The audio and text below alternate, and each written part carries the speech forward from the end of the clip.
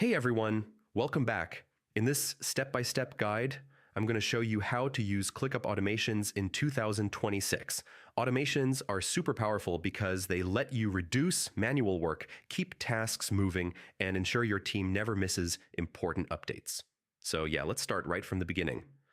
First, open your browser and go to the ClickUp website. Once it loads, sign in to your ClickUp account using your email and password. If you use SSO, just select your provider and log in.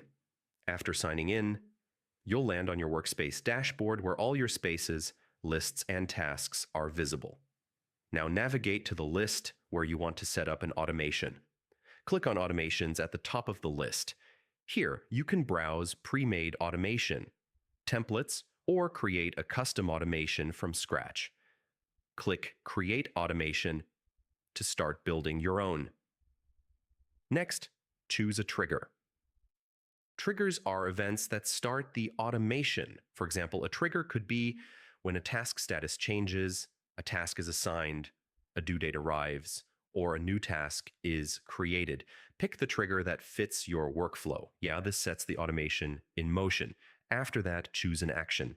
Actions are what happens automatically when the trigger occurs. ClickUp offers actions like changing task status, assigning a task, sending notifications, creating tasks, or even sending emails. You can chain multiple actions together for more complex workflows.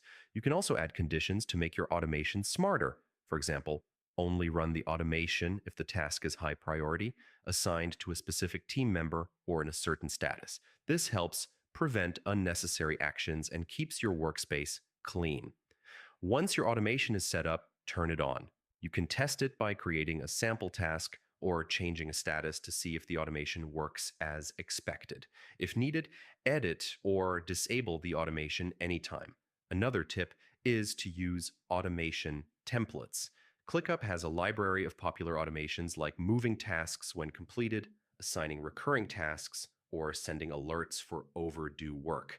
Templates save time and give you proven workflows. Finally, review your automations regularly.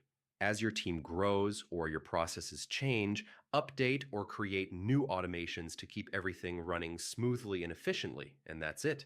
Using ClickUp automations in 2026 saves time, reduces mistakes, and keeps your team organized. If this guide helped you out, don't forget to like the video, share it with your team, and subscribe to the channel for more ClickUp tutorials.